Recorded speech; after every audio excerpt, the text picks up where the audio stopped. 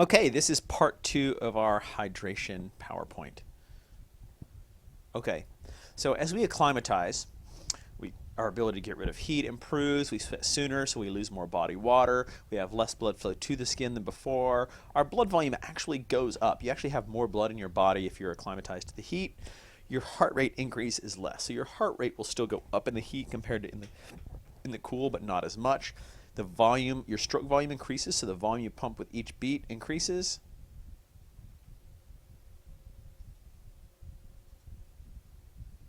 Okay, and you can achieve this acclimatization in as little as 5 to 10 days. So the first 3 to 5 days you have changes in sweating, and everything, you're fully acclimatized in 10 days. So all you do is reduce your intensity of your exercise for about 60 to 70% of your norm the first few days, and then start doing your normal workouts. So I'll tell you an example of how athletes do this. I have some guys that do a race every summer out in Lake Los Angeles, but live here near the coast and do a lot of training near the coast. Well, it's a lot hotter in Lake Los Angeles in the summer than it is on the coast. So what these guys do is to acclimatize to the heat, they will two of them will work out on stationary trainers where they don't get the cooling from the wind, and they'll work out inside in a little sunroom. So it gets really hot in there, and they get very warm, but it helps them acclimatize to the heat and get all of these benefits that we talked about before, right? Okay. So where do we get our water? Well, about 60% of that water comes from direct fluid consumption. Okay, 30% is going to come from food. So almost all the foods we eat have some amount of moisture in them, right? And then 10% comes from bodily reactions. So remember, even when we break down carbohydrates and fats, we're actually making water. Remember, the plants take the CO2 and the water and the power of the sun and make carbohydrates. We then eat the carbohydrates, and when we break them down, we breathe out CO2 and water. So we actually make some body water. Now, this is your typical source of water at rest, right? If you go do a long training run or a hike or a long bicycle ride and drink lots of water, then obviously more than 60% is going to come from direct fluid consumption, right? If you don't do anything, you drink 4 or 5 glasses of water during the day, then that's one thing. But you could easily drink 2 or 3 times as much if you are out in the heat exercising or working. Okay, so how do we lose the water? So at rest, urine, sweat, feces, and skin and through our skin and through our breathing, our respiration is primarily how we lose it, with the urine being the number one way that we lose water. Now, when we exercise, what happens is urine moves down a notch and sweat moves up to the very top. Remember, because sweat is responsible for as much as 80% of our heat loss when we are exercising, so that's important to understand. So what about our sweat rate during exercise? How much do we lose? How quickly? Well, it can vary pretty widely. Most people are between 0.8 and 1.4 liters an hour. So if you picture some of the small single-size bottles of water that you'll buy in some stores are 500 milliliters. That's half a liter. So anywhere from 1.5 times that to about 3 times that. The maximum ever recorded by an athlete was 3.7 liters an hour. So picture a 2-liter bottle of soda and think almost 2 of those in an hour. And that was by Alberto Salazar, who was an Olympic marathoner in 1984. And the way that they did this was they took his nude body weight beforehand and afterward, right? So if you take his nude body weight, you know how much the water weighs. Well, whatever's missing is however much he sweated.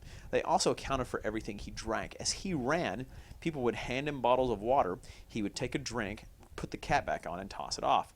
So then they would take these bottles of water, measure how much he drank, and that's how they knew how much he took in, right? So they measured him before and after. They measured how much he took in. Whatever was missing was sweat.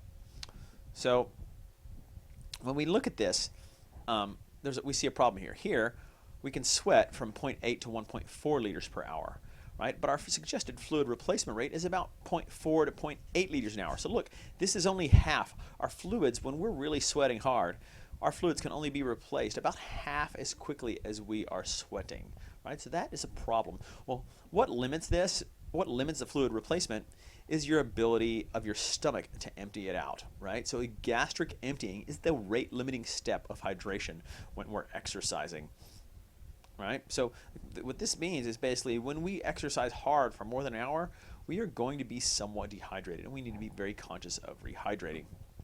So when we're rehydrating and when we're hydrating ourselves, something that we do need to be conscious of is overhydration or hyponatremia.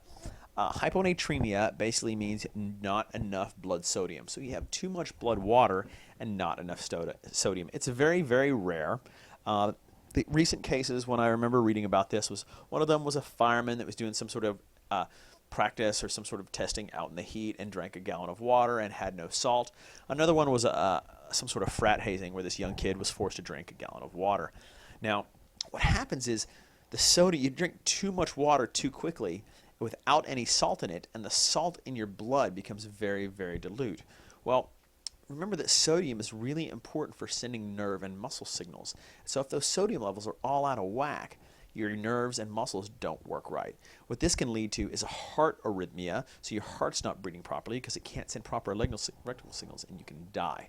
So how do we prevent this? Well, the American College of Sports Medicine recommends keeping your body weight within 2% of your pre-exercise weight. So if you're down by more than 2%, you're really dehydrated. If you're up by more than 2%, then you're overhydrated, right? So the thing about hyponatremia is it's very unlikely to happen without extreme behaviors.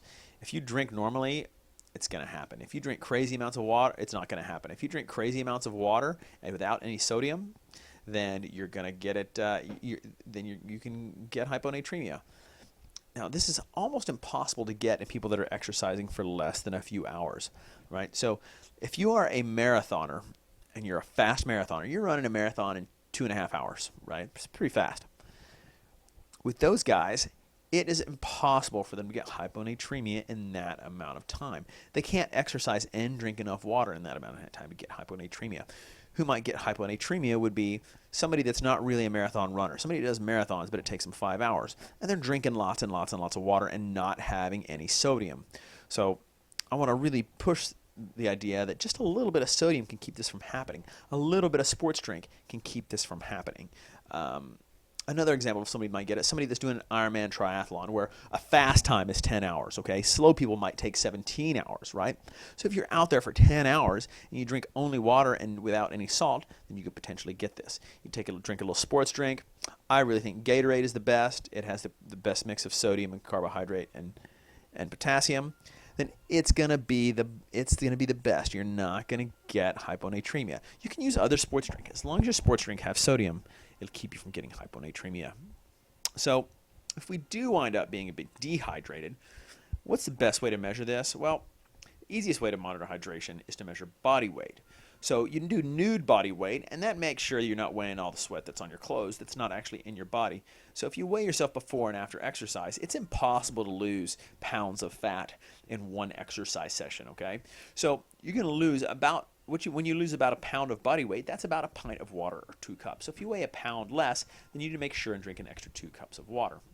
The other way to really measure hydration levels is, quite frankly, urine color. So your urine should be clear or pale yellow. I spent some time this last winter out at Athletes Performance, where a lot of NFL players and things train in the off season, or guys that they're trying to be drafted by teams go and practice. Lots of athletes, both elite as well as even college and high school athletes.